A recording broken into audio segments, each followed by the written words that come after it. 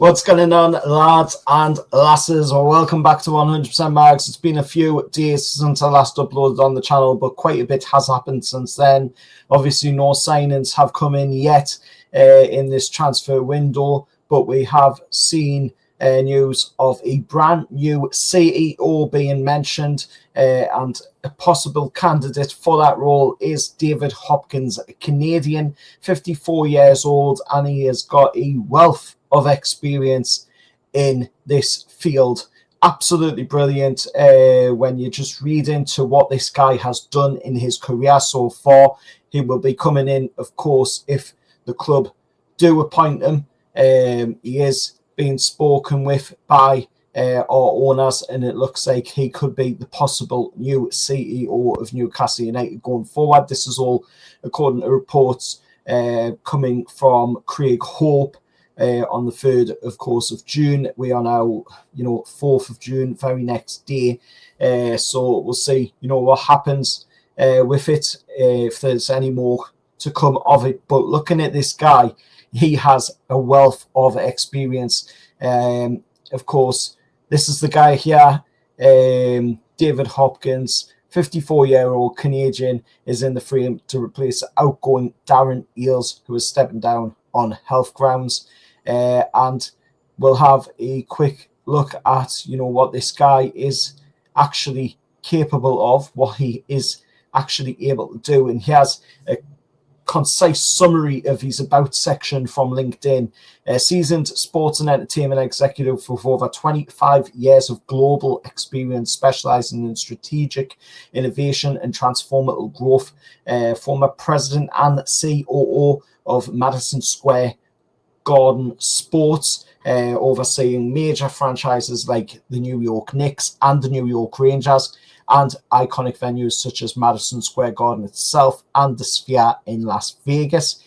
Previous leadership roles, of course, include driving the global partnerships at Real Madrid, so he was involved in quite a bit of stuff at Real Madrid and for over 25 years. Or 23 years, I think it was, that was mentioned in the article by Craig Hope. So you've been there for quite a while at Real Madrid, and that's the level that we want to get to. We want to get to that level where Real Madrid is, Champions League finals pretty much every season if we can, and, competing at the top end of the game. That is the goal for these owners, and secure major deals at MLSE.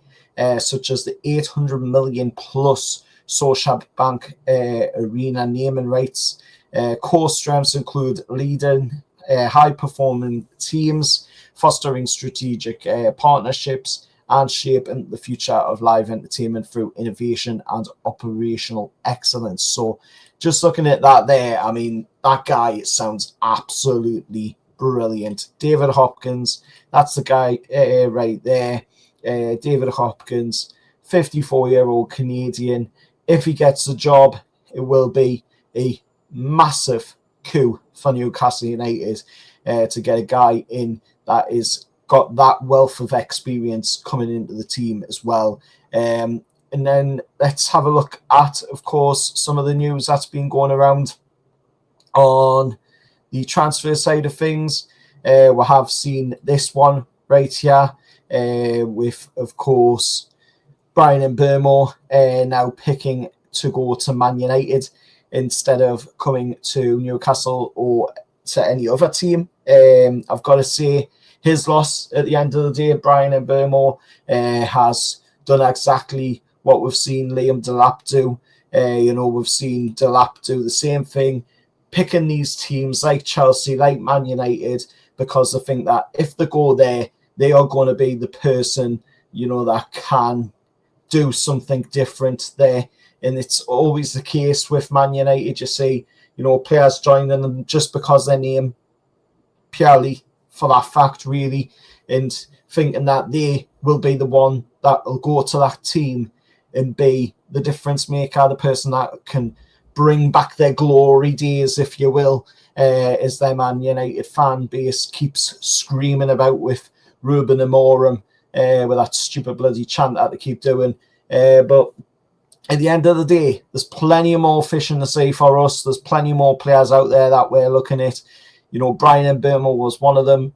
Obviously, it would have been great to get him, but I'm not going to lose sleep over a player that decides that, you know, he wants to go to a club just because he wants a bigger wage, to quadruple his wage as well. For the amount that he's asking for, I don't think he's worth that amount, to be honest, right now. And anybody paying it is just going to be purely jumping at the gun to, you know, try and get some sort of success out of him and try and push him somewhere like that. But that's my thoughts on Brian Mbeumo. Moving on to talk about, of course, yet again, pre-season. We're seeing the pre-season talk coming around, of course, and as we're seeing already, the pre-season tour shaping up really, really well.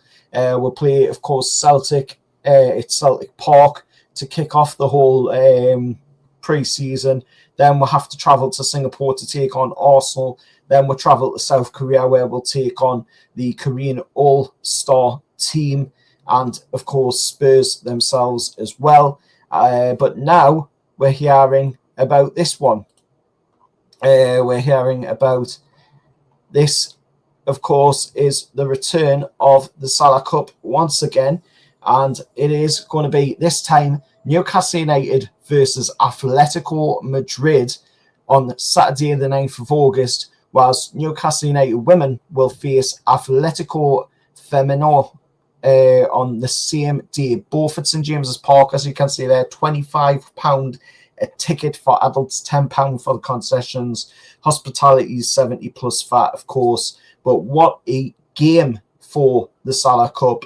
A regular fixture, of course, for pre-season. We'll see quite a lot. I was at last year's Salah Cup with my mum and dad when we lifted the cup, as we did the previous years, of course, as well. But this season, it's going to be a huge one. Atletico Madrid, of course, Newcastle United versus Atletico Madrid at St James's Park, and Newcastle United women versus Atletico Madrid's women at St James's Park. And it looks like it's only going to be the one day this time, unlike the previous Salah Cups where we've seen the games take place on the Saturday and the Sunday. It looks like it's only going to be a Saturday this time around. And on the 18th, coming up as well in 14 days' time from today, then we will see the release of the fixtures for the brand new Premier League season as well.